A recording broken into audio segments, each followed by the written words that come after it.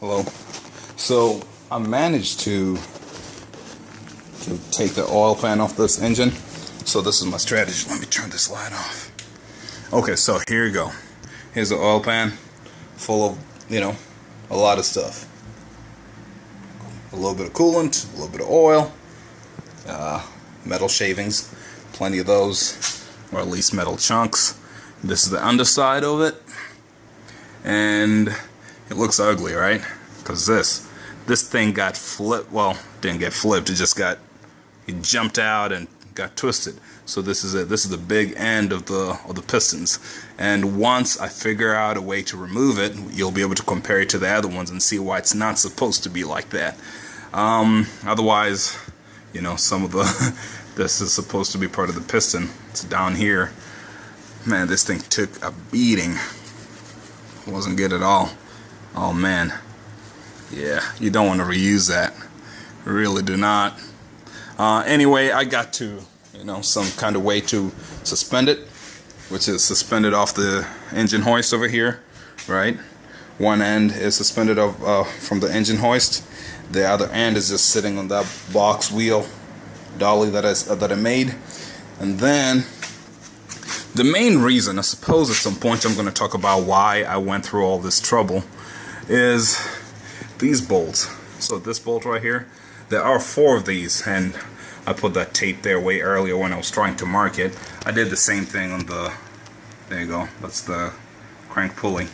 But I did that so that while I was turning the pulley, I would be able to see if that thing moved at all. It did not move at all, and we've seen why, because it was locked over here, obviously. So one way, when you remove this, I could pull it out as it is, and it would come out with the torque converter, which is behind this flex plate, this thing right here, or rather this bolts the flex plate onto, and the flex and the signal plate onto the transmission torque converter. So usually when you pull that out, it's going to leak some fluid.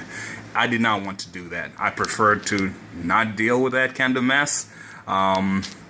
So, well, not only that, then I have to replace the O-ring that's in there. So typically you can just pull this, you can separate this and pull the engine with just the flywheel, as you've seen in my older videos. And so as I said, you have 4 of these to get. 1, 2, the other 4, think about it, at 90 degrees apart.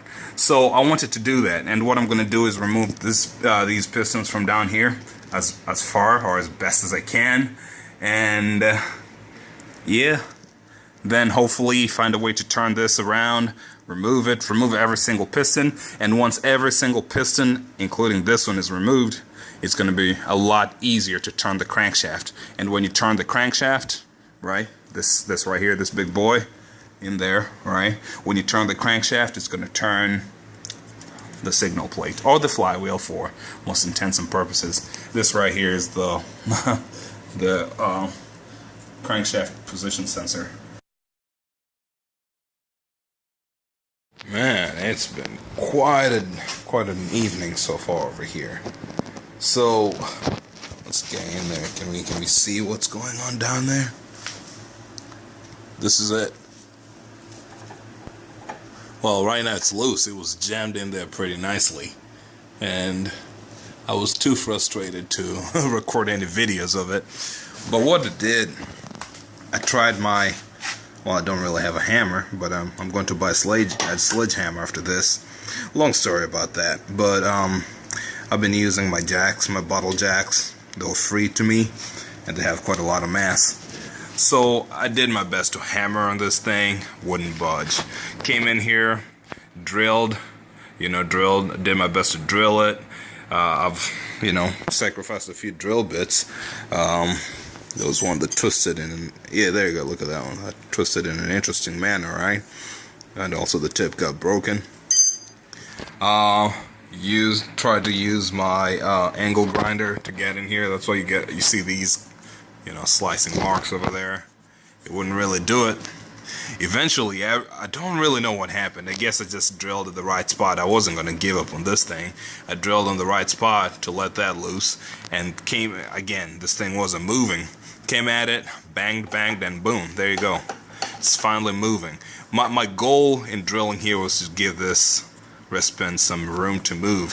So now I'm gonna try to make it work. Probably not going up. I don't know if is it gonna go up, down. Who knows? But at least I feel like it can move the crankshaft now. Cause look, it was jammed in there, man. There was no way that was moving at all. So I'm gonna give it, give it some time. I've done my best to remove the main bearing caps. Here they are.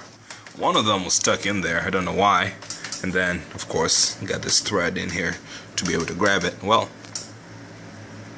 nope, still not moving. Yeah, but I was afraid that the crankshaft was gonna fall down as soon as I, or rather tweak itself in a weird manner. But what I'm gonna do is return the, put the bolts back in here so that they can hold it back up, and so that when I remove it, it's not fully basically cantilevered off of that end. So that's a project, that's a big plan for right now. Get in here now that it's moving, try to rotate things, and yeah, be happy. Just enjoy a little bit of my success.